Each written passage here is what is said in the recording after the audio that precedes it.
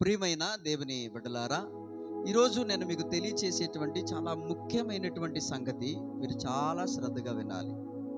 ముఖ్యంగా 66 పుస్తకములు కలిగినటువంటి ఈ పరిశుద్ధ గ్రంథాన్ని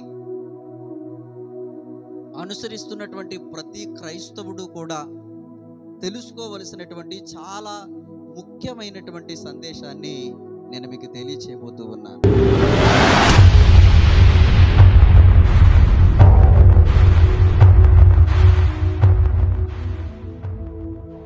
ప్రియమైనటువంటి దేవుని బిడ్డలారా, మొదటి శతాబ్దములో జరిగినటువంటి కొన్ని సంఘటనలను నేను మీకు జ్ఞాపకం చేస్తాను. చాలా చారిత్రాత్మక విషయాలను నేను మీకు జ్ఞాపకం చేస్తాను. శ్రద్ధగా మనస్సు పెట్టి వినాలని మనవి చేస్తూ ఉన్నాను. మొదటి శతాబ్దము అనగా క్రీస్తు శకం మొదటి శతాబ్దములో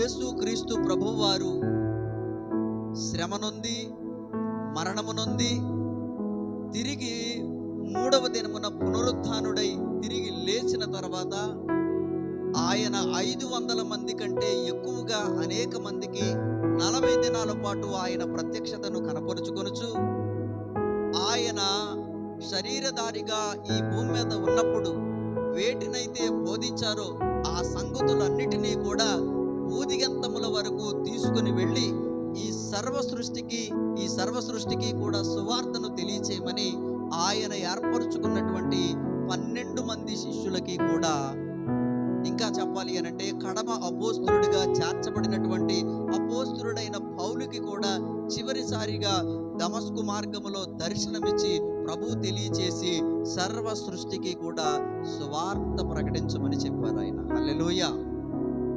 ప్రభు చెప్పినటువంటి మాటను బట్టి, ప్రేరేపణను బట్టి పెంతెకోస్తు దినమున శిష్య బృందం అంతా కూడా మేడగదిలో పరిశుద్ధాత్మ కొరకు కనిపెట్టబడి పరిశుద్ధాత్మ వరమును పొంది అభిషేకాన్ని పొంది అప్పటి నుంచి ఆ శిష్యులందరూ కూడా చుట్టుపక్కల ఉన్నటువంటి ప్రాంతములలో యోదయ, గలిలియా, సమరయ ఇంకా పరిసర ప్రాంతాలన్నిటిలో కూడా విరివిగా ప్రభు యొక్క పునరుద్ధానాన్ని గురించి ప్రకటిస్తూ ఉన్నారు. హల్లెలూయా. ఆ కాలంలో మొదటి శతాబ్దంలోనే అపోస్తుల ద్వారా ప్రారంభమైనటువంటి సువార్త చాలా కష్టతరంగా జరిగింది. ఎన్నో వ్యతిరేకతలు వచ్చాయి. ఎన్నోసార్లు అపోస్తులు దెబ్బలు తిన్నారు. కొంతమంది చంపబడ్డారు.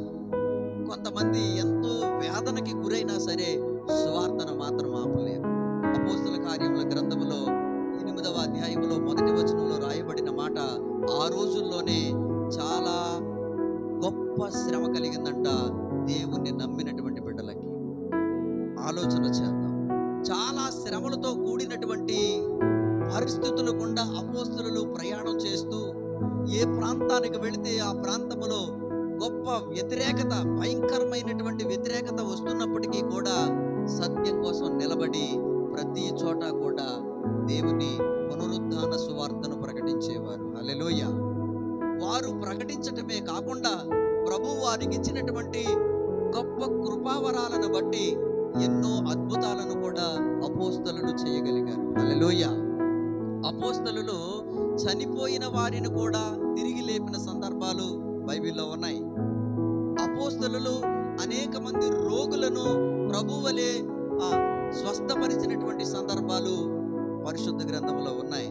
నన్ను నమ్మిన వారు నాకంటే గొప్ప కార్యములు చేయుదురు అని ప్రభు చెప్పిన ప్రకారముగా అపోస్తులందరికీ దేవుడు అనుగ్రహించిన కృపావరాలను బట్టి అనేక మందిని స్వస్థపరిచేవారు, అనేక మందిని దేవుని వైపు త్రిప్పేవారు.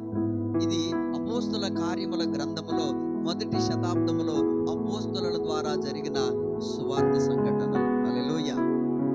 అలాంటి భారభరితమైనటువంటి పరిస్థితుల్లో ఏ ప్రాంతానికి వెళ్ళినా పేతురు గారి యొక్క మొదటి ప్రసంగములోనే 3000 మందికి ఒకేసారి బాప్తిస్మము ఇచ్చిన సందర్భము అపోస్తుల కార్యముల గ్రంథంలో ఉంది. ఇలా ఏ ప్రాంతానికి వెళ్ళినా అనేకులు ప్రభునందు విశ్వసించేవారు, అనేకులు ప్రభు యొక్క సువార్తకు పట్టబడేవారు.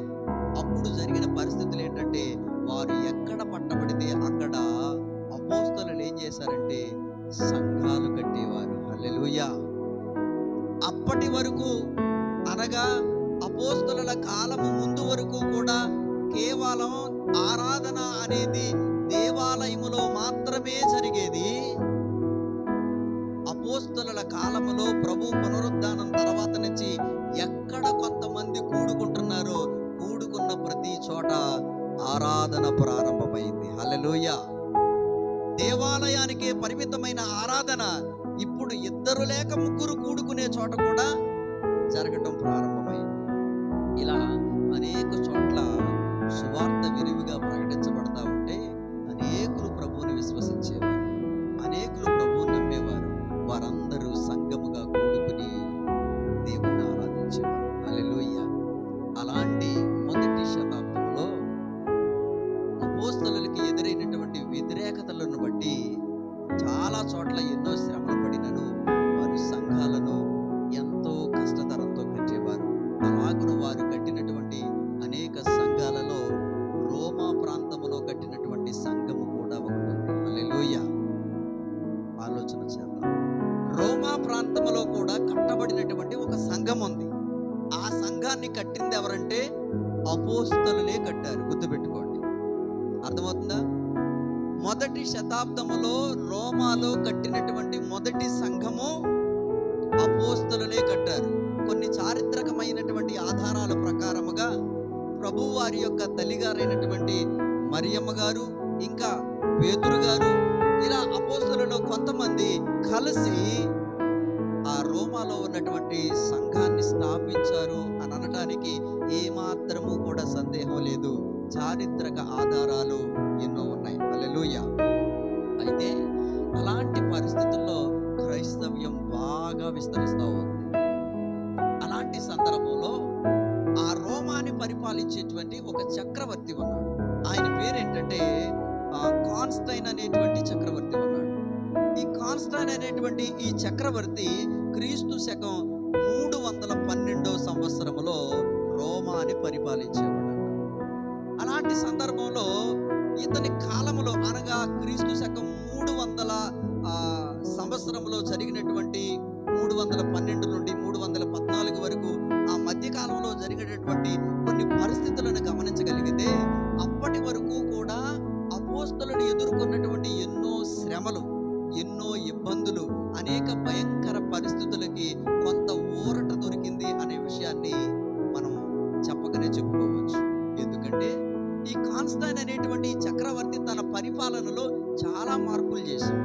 రోమాలోనే చాలా మార్పులు చేశాడు. ఏం మార్పులు చేశాడు అనంటే అధికారికంగానే క్రైస్తవ్యాన్ని స్వీకరించాడు. ఇంకా చెప్పాలి అనంటే క్రైస్తవ్యం అనేది అదేమో విరుద్ధమైన మతముగా చూడనవసరం లేదు. క్రైస్తవ్యం అనేది అవలంబించడం వల్ల చాలా శాంతి, నెమ్మది కలిగి ఉండొచ్చు. ఇంకా చెప్పాలి అనంటే క్రైస్తవ్యాన్ని అవలంబించడం వల్ల హింస తగ్గేటువంటి అవకాశాలు ఎక్కువగా ఉన్నాయని ఈ కాన్స్టైన్ అనేటువంటి చక్రవర్తి ఏం చేశాడంటే ఆ మొదటి శతాబ్దం 312 నుండి 314లో ఆ మధ్యకాలంలో జరిగినటువంటి ఆ పరిపాలనలో చాలా మార్పులు చేసి క్రైస్తవులకి, దేవుని బిడ్డలకి దేవుని సువార్తను ప్రకటించేటువంటి వారికి శ్రమలు లేకోకుండా కొంత ఊరటను కలగజేశాడు ఈ చక్రవర్తి.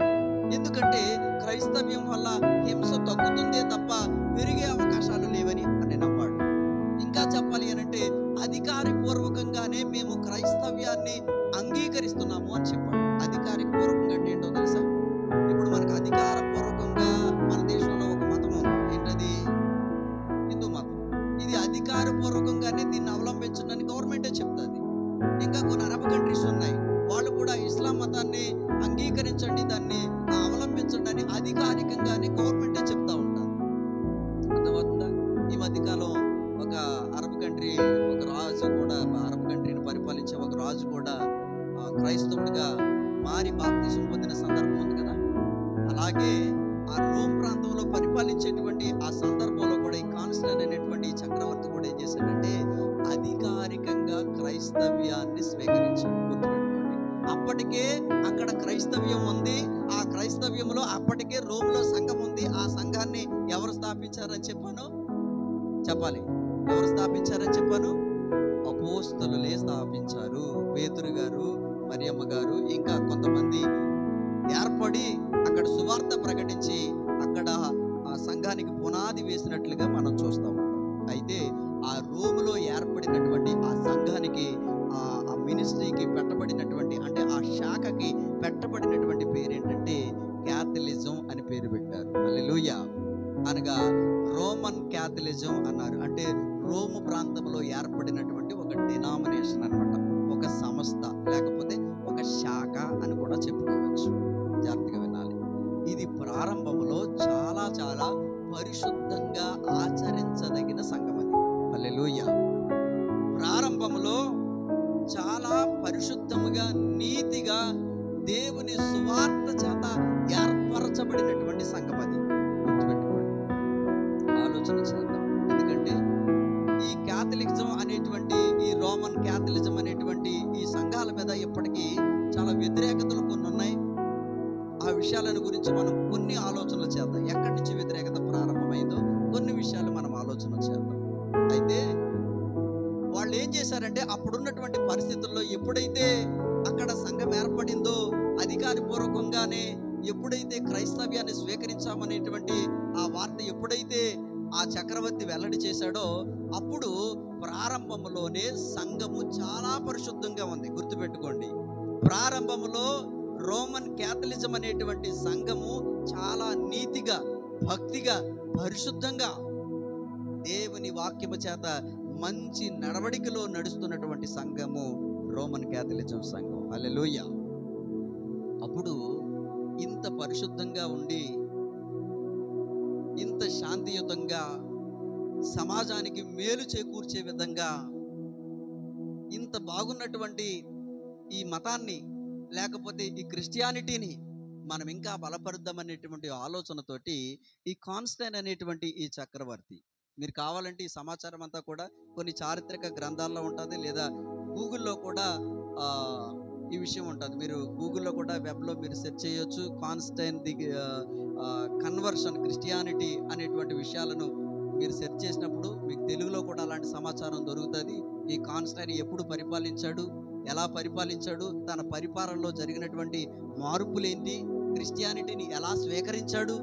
మొదట్లో రోము అనగా రోమాలో ఉన్నటువంటి ప్రభుత్వం క్రిస్టియానిటీకి వ్యతిరేకంగా పనిచేసి, ఆలోచన చేయండి, ప్రభువుని సిలువేసింది ఎవరో? రోమా సైనికులే కదా.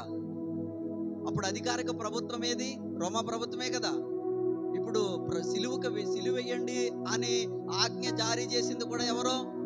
రోమా గవర్నరే కదా, అవునా కదా. మరి అలాంటి పరిస్థితుల్లో నుంచి కాన్స్టైన్ అనేటువంటి చక్రవర్తి యొక్క పరిపాలనలో జరిగినటువంటి మార్పులు, చరిత్రక ఆధారాలు మనం ఎన్నో తెలుసుకోవచ్చు.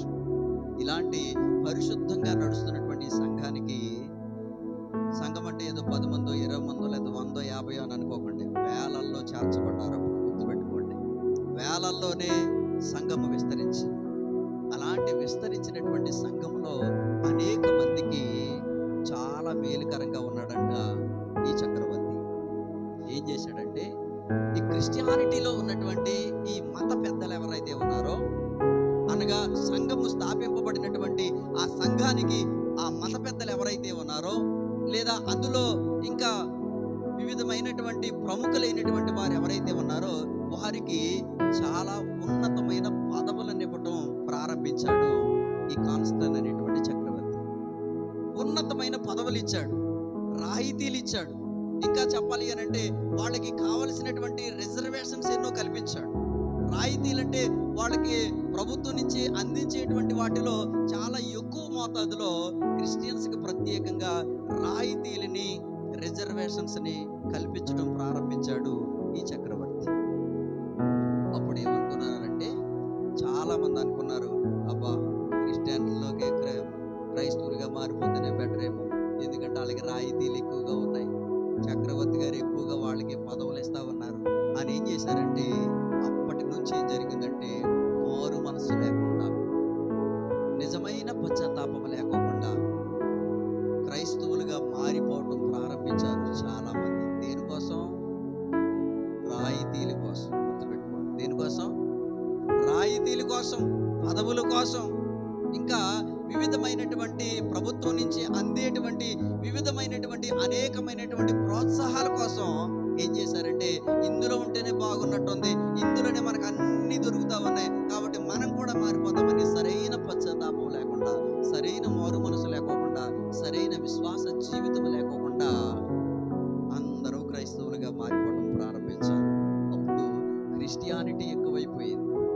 ఇంకా చెప్పనా, ఈ కాన్స్టైన్ అనేటువంటి చక్రవర్తి ఆ రోజుల్లో ఇంకా చేసినటువంటి అనేకమైన మార్పులు ఏంటో తెలుసా? మీరయ్యా ఓ మందిరం కట్టడానికి ఎంత కష్టపడుతున్నారో, ఓ మందిరం కట్టాలంటే సొమ్ము పోగు చేయడానికి ఎంత కష్టపడుతున్నారో, కాబట్టి గవర్నమెంటే మీకు మందిరం కట్టించేలాగా మేము ఏర్పాటు చేస్తామని ఆ రోజుల్లో ఉన్నటువంటి ప్రభుత్వాలే మందిరాలు కట్టించేయండి. గుర్తుపెట్టుకోండి, ఏం చేశారు? మందిరాలు కట్టించారు. ఇంకా చెప్పాలి అని అంటే, ఆ మందిరంలో పనిచేసేటువంటి సేవకులకు కూడా ప్రభుత్వం నుంచే జీతాలు, రాయితీలు ఇలా ప్రారంభించడం మొదలైంది. అది కాలక్రమేణా ఒక 400 సంవత్సరాల తర్వాత, అంటే మొదటి శతాబ్దంలో ప్రారంభమైనటువంటి సంఘము ఒక 400 సంవత్సరాలకి ఎలా మారిపోయిందంటే, అందులో మనుషులు మారారు, కాలాలు మారిని, చక్రవర్తులు మారారు, పరిపాలన మారిని, చివరికి ఆ పరిస్థితులు ఎలా వచ్చేసినాయి అనంటే 400 సంవత్సరాలకి ఎలా మారిపోయిందంటే, సంఘములో చాలా చాలా దురాచారం మొదలయ్యాయి. పరిశుద్ధ గ్రంథంలో లేనటువంటి అనేకమైనటువంటి విషయాలు, అపోస్తలులు చెప్పలేనటువంటి ఎన్నో సంగతులు నేర్పించి కేవలం సొమ్ము చేసుకోవటానికి ఎన్నో వివిధమైనటువంటి పద్ధతులను సంఘాలలోనికి వారు ప్రవేశపెట్టారు. అర్థమవుతుందా? ఇలా ఈ రోమన్ క్యాథలిజం అనేటువంటి శాఖ ప్రారంభమయ్యి అన్ని దేశాలకి అది విస్తరించడం మొదలైంది.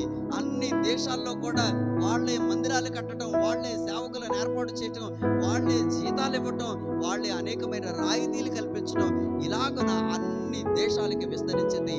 ఇంకా చెప్పాలి అనంటే, అది 15వ శతాబ్దానికి వచ్చేసరికి ఎంత భయానకమైన పరిస్థితుల్లోనికి వెళ్ళిపోయిందంటే, పూర్తిగా క్రైస్తవ్యం అనగానే క్రీస్తు బోధించినటువంటి బోధలకి, అపోస్తలులు వేసినటువంటి పునాదికి పూర్తి వ్యతిరేకంగా మారిపోయింది. ఇంకా చెప్పాలి అనంటే పరిశుద్ధ గ్రంథమే దాచబడిందంట. అప్పటికి పరిశుద్ధ గ్రంథము మరుగు చేయబడి దాచబడి కేవలం వాడుకలో కొంతమందికి మాత్రమే, కేవలం బోధకులకు మాత్రమే అందుబాటులో ఉండేటువంటి బైబిల్ని ఒకటి తీసుకుని వచ్చి సామాన్య జనులకి వాక్యం చదివే అవకాశమే లేనటువంటి పరిస్థితుల్లో ఉంది. ఆ రోజు బోధకుడు ఏది చెబితే అదే సత్యం. నీవు నీతిమంతుడు అవటానికి, పరిశుద్ధుడు అవటానికి, నువ్వు పాపక్షమాపణ పొందటానికి బోధకుడు ఆ రోజు ఏది చెబితే అదే సత్యం అయిపోయేది. ఏది సత్యమో తెలుసుకోలేని విచక్షణ కోల్పోయినటువంటి జనాంగముగా ఆ రోజు క్రిస్టియానిటీ ఉంది. ఆలోచన చేయండి. ఎందుకంటే అలానే మనమేమి క్యాథలిజానికి మనమే వ్యతిరేకమేమీ కాదు. ప్రారంభంలో ఆ సంఘాన్ని, ఇంకా చెప్పాలి అనంటే పునరుద్ధానం తర్వాత మొట్టమొదటిగా ఒక శాఖగా, సంఘముగా ఏర్పడిన మొదటి సంఘం ఏదైనా ఉందంటే అది క్యాథలిజం సంఘమే. తప్పనిసరిగా ఒప్పుకొని తీరవలసిందే. అది చరిత్రక ఆధారాలతో ఉన్నది. ఇంకా చెప్పాలి అనంటే దానికి అపోస్తలులే పునాదేశారు స్వయంగా. ఇంకా చెప్పాలి అనంటే, కానీ సత్యం ఒప్పుకోక తప్పదు. ఎందుకంటే ఇప్పుడు ఒక వాక్యం ఉందండి, ఈ వాక్యానికి ఎన్ని వ్యాఖ్యానాలైనా చెప్పుకోవచ్చు. అంటే ఒక రిఫరెన్స్ చదివాం, ఈ రిఫరెన్స్ని నేను కొంతవరకు ఒకలా వివరించవచ్చు, తర్వాత ఇంకో పాస్టర్ గారు అదే రిఫరెన్స్ని ఇంకోలా వివరించవచ్చు. అలాగా ఒక వాక్యానికి ఎన్ని వ్యాఖ్యానాలైనా చెప్పవచ్చు. అర్థమవుతుందా? కానీ చరిత్ర అనేది చరిత్రలాగానే చెప్పుకోవాలి. అర్థమవుతుందా? చరిత్రలో జరిగినటువంటి విషయాలవి.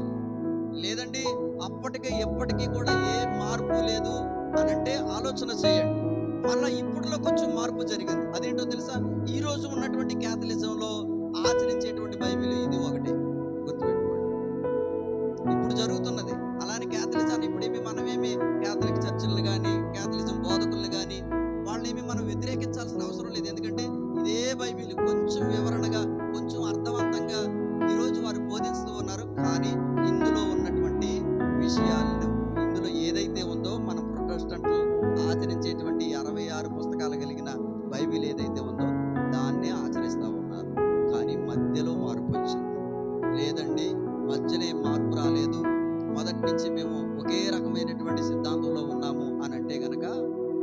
ఒక ఓల్డ్ బైబిల్ ఉంది తెలుసా. అసలు ఇది చాలా కాలం నుంచి నేను దాచిపెట్టాను. ఇది చాలా జాగ్రత్తగా చదవాలి, ఎందుకంటే బాగా ఓల్డ్, పేజీలు పట్టుకుంటేనే ఊడిపోతాయి అసలు బాగా అంత. ఇంకా చెప్పాలంటే దీని అనువాదం 1920లో అనువాదం. ఇది 1920లో అనువాదం. ఇది నా దగ్గర నేను చాలా జాగ్రత్తగా దాచిపెట్టాను చాలా కాలం నుంచి. అప్పుడప్పుడు కొన్ని విషయాలు చదువుతూ ఉంటాను. ఇది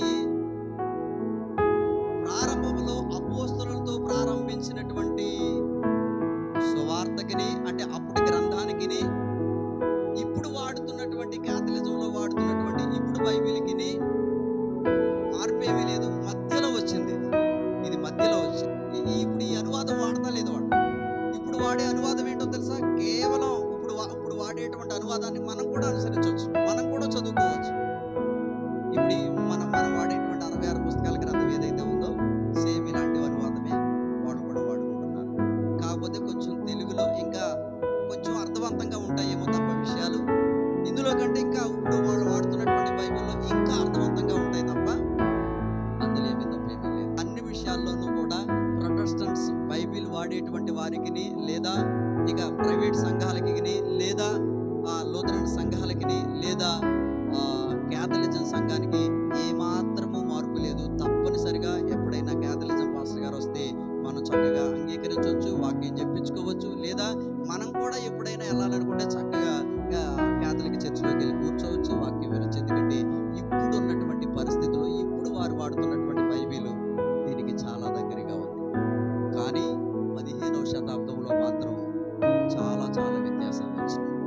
ఇది చరిత్ర ఒప్పుకోక తప్పదు. 15వ శతాబ్దంలో చాలా చాలా దురాచారాలను దేవుడు అనుమతించలేనటువంటివి, ఇంకా చెప్పాలి అని అంటే కనుక అపోస్తలులు నేర్పలేనటువంటి ఎన్నో దురాచారాలని సంఘాల్లో బోధించడం మొదలుపెట్టారు. వాటిలో అతి ప్రాముఖ్యమైనది, విశ్వాసానికి పునాది కలిగినటువంటిది, ఒక వ్యక్తి నీతిమంతుడు ఎలా అవుతాడు అనేటువంటి విషయాలలో చాలా దురాచారంతో కూడిన బోధ 15వ శతాబ్దంలో జరిగింది. ఏంటా దురాచారం ఏంటో తెలుసా? ఒక వ్యక్తి నీతిమంతుడు అవ్వాలంటే అతడంట తన పాపములను ఒక బోధకుడి దగ్గర ఒప్పుకొని తీరాలి అనేటువంటిది ఒకటి. రెండవది, ఒకవేళ తను ఒప్పుకోకపోయినా పూర్తిగా తనకి పాప క్షమాపణ కనుక ఆ వ్యక్తికి పూర్తిగా పాప క్షమాపణ కనుక జరగాలి అనంటే కనుక ఆ పాప క్షమాపణ జరగటానికి పాప పరిహార పత్రం కొనుక్కోవాలంట. దాన్ని ఏమన్నారంటే అటాన్మెంట్ అన్నారు. అంటే పాప పరిహార పత్రాన్ని బోధకుల దగ్గరే వాళ్ళు నిర్ణయించినటువంటి సొమ్ము, వాళ్ళు ఎంతకైతే నిర్ణయించారో అంత ఇచ్చి పాప పరిహార పత్రాన్ని కొనుక్కోవాలంట. దేనికి? అర్థమైందా? నా మాటలు ఏమన్నా అర్థమవుతాయా? దేవునికి స్తోత్రం చెప్తాం. హల్లెలూయా, హల్లెలూయా. నా మాటలు అర్థమవుతున్నాయమ్మా? జాగ్రత్తగా వినాలి. అంటే ఇప్పుడు మనం బాప్తీసం పొందినప్పుడు బాప్తీసం సర్టిఫికేట్ ఇస్తున్నారు కదా, నిర్ధారణ సర్టిఫికేట్ ఇస్తున్నారు కదా, పెళ్లి చేసుకుంటే పెళ్లి సర్టిఫికేట్ ఇస్తున్నారు కదా. అలాగా నువ్వు పాప క్షమాపణ పొందావు అని అనడానికి ఒక అటాన్మెంట్ సర్టిఫికేట్ ఇచ్చేవారంట. అంటే పాప పరిహార పత్రం. అది అట్టుకుని నువ్వేం చేయాలో తెలుసు? ఎక్కడికి వెళ్ళాలి? నువ్వు మారు మనసు లేకపోయినా పర్వాలా, నువ్వు పాపాలు ఒప్పుకోకపోయినా పర్వాలా, నీతి భక్తి ప్రభు నేర్పిన బోధ ఇవేమీ లేకపోయినా పర్లా, నువ్వు చచ్చిపోయినప్పుడు నువ్వేం చేయాలంటే ఆ పత్రం పట్టుకునంట. ఒకవేళ నువ్వు చచ్చిపోయి నరకానికి వెళ్ళిపోతే ఆ నరక ద్వారబంధం ఉంటుంది కదా, ఆ నరక ద్వారబంధం దగ్గరికి వెళ్ళి, అయ్యా మీరు ఏదో అనుకుంటున్నారు, నన్ను పొరపాటు నరకంలో వేస్తున్నారేమో, లేదంటే నేను భూమి మీద మా బోధకుల చేత నేను పాపక్షమాపణ పూర్తిగా పొందేహాను, ఇదిగోండి కావాలంటే సర్టిఫికేట్ చూపించండి అని నీ సర్టిఫికేట్ నువ్వు అక్కడ చూపిస్తే వెంటనే నిన్ను నరకం నుంచి తీసేసి పరలోకానికి పంపించేస్తా. ఇలాంటి దురాచారాన్ని మార్టిన్ లూథర్ గారు ఖండించారు. ఆలోచన చేయాలి. 15వ శతాబ్దంలో, క్రీస్తు శకం 15వ శతాబ్దం అనగా ఇంచుమించుగా 1483వ సంవత్సరంలో మార్టిన్ లూథర్ గారు జన్మించారనే విషయాన్ని మీకు జ్ఞాపకం చేస్తూ ఉన్నాను. ఇంకా ఆలోచన చేస్తే కనుక జర్మనీలో ఎలిజబెత్ అనేటువంటి ప్రాంతంలో వారు జన్మించారు. ఆలోచన చేస్తే వారు ఇంచుమించుగా 62 సంవత్సరాలు ఈ భూమి మీద జీవించారు ఆయన. ఇంకా ఆలోచన చేస్తే కనుక హన్స్ లూథర్ మార్గరేటు అనేటువంటి వారి తల్లిదండ్రుల పేర్లు అవి. హన్స్ లూథర్, మార్గరేటు అనేటువంటి వారికి కలిగినటువంటి సంతానము మార్టిన్ లూథర్ గారు. మార్టిన్ లూథర్ గారు లా చదువుతున్నటువంటి సందర్భంలో, వారు లా చదివే సందర్భంలో అనుకోని రీతిగా ఒక భయంకరమైనటువంటి తుఫాన్లో చిక్కుకున్నారు. ఆయన ఓ భయంకరమైనటువంటి తుఫాను. ఎలా అంటే ఇంకా నేను బ్రతకనేమో, ఈ తుఫాన్లోనే మొత్తం మీద చచ్చిపోతానేమో అనేంత ప్రమాదకరమైనటువంటి పరిస్థితుల్లో చిక్కిపోయాడు ఆయన. అలాంటి సందర్భంలోనే ఆయన ఒక తీర్మానం తీసుకున్నాడంట. ఏం తీర్మానం అంటే, ప్రభువా నీవు కనుక నన్ను రక్షిస్తే, నన్ను బ్రతికిస్తే, ఈ తుఫాన్ నుంచి నన్ను తప్పిస్తే గనక నేను నీ మత శాఖలో జాయిన్ అవుతాను, నీ మత బోధకుడిగా నేను నిన్ను ప్రకటిస్తాను అని ఓ తీర్మానం తీసుకుంటే, తర్వాత దేవుని యొక్క మహాకృప చేత రక్షించబడ్డాడంట. ఆ తుఫాను నుంచి, ఆ ప్రమాదం నుంచి తప్పించబడ్డాడు. హల్లెలూయా. అయితే తను తీసుకున్నటువంటి తీర్మాన ప్రకారం పేరెంట్స్ అనుకున్నారు, తల్లిదండ్రులు మా అబ్బాయిని లా చదివించాలి అని అనుకున్నారు. కానీ తను తీసుకున్నటువంటి తీర్మానం ప్రకారముగా అప్పటి శాఖ క్యాథలిజం అనేటువంటి ఆ శాఖలో దేవుని యొక్క సేవకుడిగా, బోధకుడిగా తర్ఫీదు నొంది అక్కడ మత బోధకుడిగా, ఇంకా చెప్పాలి అంటే ఓ ఫాదర్ గారుగా అక్కడ పరిచర్య చేసేవాడు. పాప క్షమాపణ కొరకు నిత్యము పరితపించేవాడు. నేను పరిశుద్ధుడిని ఎలా అవుతాను, నేను నీతిమంతుడిని ఎలా అవుతానని నిత్యము పరితపించేవాడు. అలాంటి సందర్భాలలో అతని జీవితానికి నెమ్మది లేనటువంటి అలాంటి పరిస్థితుల్లో మరుగు చేయబడిన, దాచబడిన గ్రంథాన్ని గురించి విన్నాడు. దాచబడినటువంటి పరిశుద్ధ గ్రంథమును గురించి ఒక వ్యక్తి ద్వారా, ఒక సహోదరి ద్వారా తెలుసుకుని, విని, అసలు ఆ గ్రంథం ఎక్కడుందో తెలుసుకుని దాన్ని వెలుగులోనికి తీసి దాన్ని చదవడం ప్రారంభించాడు. అందులో ఆయన బాగా చదివినటువంటి పత్రిక ఏదంటే రోమా పత్రికను చదివారు. హల్లెలూయా. రోమా పత్రికలో ఆయనకి మొదటి అధ్యాయంలోనే ఉంటుంది. ఆ మొదటి అధ్యాయంలోనే 17వ వచనం కానీ, 3వ అధ్యాయము 22వ వచనం కానీ, 5వ అధ్యాయము 9వ వచనం కానీ, 10వ అధ్యాయము 9వ వచనం కానీ, ఆ లేఖనాలంట మార్టిన్ లూథర్ గారిని ఎంతగానో ఆకర్షించాయి. ఎందుకు అంతగా ఆకర్షించాయి అనంటే, నీతిమంతుడు విశ్వాస మూలముగా జీవించును అనే మాట. హల్లెలూయా. నీతిమంతుడు విశ్వాస మూలముగా జీవించును. యేసు ప్రభువని నీ నోటితో ఒప్పుకొని, దేవుడు మృతుల్లో నుండి ఆయనను లేపినని నీ హృదయమందు విశ్వసించిన ఎడల నీవు రక్షించబడేదవు అనే మాటలు మార్టిన్ లూథర్ గారిని ఎంతగానో ఆకర్షించాయి. ఎందుకో తెలుసా? పాప క్షమాపణ కొరకు, నీతి కలిగిన జీవితం కొరకు పరితపించేటువంటి ఆయన జీవితంలో క్రొవ్వు మెదడు దొరికినట్లుగా ఈ వాక్య భాగాలు ఆయనకు దొరికింది. ఇది కదా పరిశుద్ధత. ఒక వ్యక్తి నీతిమంతుడు అవ్వాలంటే, ఒక పాపి దగ్గర వాడే గుడ్డోడు, ఇంకా నాకే త్రోవ చూపుతాడు, నేను ఎవరి దగ్గర అయితే పాపములు ఒప్పుకొనుచున్నానో వాడు కూడా పాపి అని వాక్యం తెలియజేస్తూ ఉంది కదా. ఏ భేదము లేకోకుండా అందరూ పాపం చేశారని దేవుని వాక్యం తెలియజేస్తుంది. నాకు మధ్యవర్తిత్వం ఎందుకు? దేవుడు నేరుగా నేను పశ్చాత్తాపపడితే నా పాపములను క్షమించగలడు. నేను పశ్చాత్తాపపడి ఒప్పుకోవలసింది నా దేవుని దగ్గర కదా. నాకు నీతి వచ్చేది, పరిశుద్ధత వచ్చేది, రక్షణ వచ్చేది నేను నా నోటితో యేసు ప్రభువని ఒప్పుకోవాలి కదా అనే సత్యాన్ని తెలుసుకున్నప్పుడు వెలుగులోనికి ఆ గ్రంథాన్ని తీసుకుని వచ్చాడంట. హల్లెలూయా. ఆ రోజుల్లోనే ఆలోచన చేస్తే ఈరోజు ఒక ప్రధానమంత్రికి ఎంతటి అధికారం ఉంటుందో, ఆ రోజుల్లోనే ఆ మత శాఖ యొక్క పోపు యొక్క అధికారం కూడా అంత గొప్పది. అలాంటి గొప్ప అధికారాన్ని కూడా ఎదిరించి దేవుని సత్యవాక్యం కొరకు నిలబడినటువంటి వ్యక్తి మార్టిన్ లూథర్. హల్లెలూయా. కాబట్టి ప్రియమైనటువంటి దేవుని బిడ్డలారా, ఆయన ఏం చేశాడంటే 1517వ సంవత్సరము అక్టోబర్ 31వ తేదీన ఇంచుమించుగా ఆయన రాసినటువంటి ఏమంటారంటే 95 థీసిస్ అంటారు, అంటే 95 చర్చనీయాంశమైనటువంటి అంశాలను ఆయన వాటిని రాసిపెట్టి ఆ దేవాలయం యొక్క ముఖద్వారానికి వాటిని దిగ్గొట్టి దేవాలయానికి వచ్చే వాళ్ళందరికీ అర్థమయ్యే రీతిలో ఆ రోజు దేవుని మాటలు ప్రకటించాడు. హల్లెలూయా. నీవిచ్చేటువంటి పాప పరిహారపు పత్రం దాన్ని ఎక్కడ బోధించేటప్పుడంట, ఎక్కడ ప్రసంగించినా కూడా ఒక ఉదాహరణ ఎక్కువగా చెప్పేవాడంట. ఏంటా ఉదాహరణ? ఉదాహరణ తెలుసా? ఒక వ్యక్తి చచ్చిపోయాడు. నిజంగానే మీరు ఇచ్చినటువంటి ఆ పాప పరిహారం పట్టుకుని, ఆ పాప పరిహార పత్రం పట్టుకుని, ఆ సర్టిఫికెట్ పట్టుకుని నరక ద్వారం దగ్గరికి వెళ్ళాడు. నరక ద్వారం దగ్గరికి వెళ్ళి, అయ్యా నేను నరకంలో వేయకండి, నేను పాపానికి పూర్తిగా పరిహారం పొందేశాను, ఇదిగో నా బోధకుడు ఇచ్చిన సర్టిఫికెట్ అని మీరు ఇచ్చినటువంటి పత్రాన్ని అక్కడ చూపిస్తే ఆ నరకపు వేడికి ఈ పత్రం కాలి బూడిదైపోయేది. అప్పుడు నువ్వు తీసుకొచ్చిన ఏ సర్టిఫికెట్ ఇక్కడ చెల్లదయ్యా, అది బూడిదైపోయింది, తీసుకెళ్ళి నరకంలో వేసేది, నీ పరిస్థితి ఏంటి అని ఈ ఉదాహరణ ఎక్కువగా తన ప్రసంగంలో ఎక్కువగా చెప్పేవారంట మార్టిన్ లూథర్ గారు. హల్లెలూయా. కాబట్టి ప్రియమైనటువంటి దేవుని బిడ్డలారా, ఆ రోజు ఈ అక్టోబర్ 31వ తేదీకి ఉన్నటువంటి ఒక ప్రత్యేకత ఏంటంటే, యావత్ ప్రపంచంలో క్రిస్టియానిటీని అవలంబించినటువంటి ప్రతి ఒక్కరూ స్మరణకు తెచ్చుకోవలసినటువంటి దినం ఇది. దీని యొక్క ప్రత్యేకత ఏంటంటే, నిజమైన సత్యమైనటువంటి వాక్యము వెలుగులోనికి తీసుకుని రాబడిన రోజు. హల్లెలూయా. ఆ రోజు ప్రాణాలకి తెగించారు.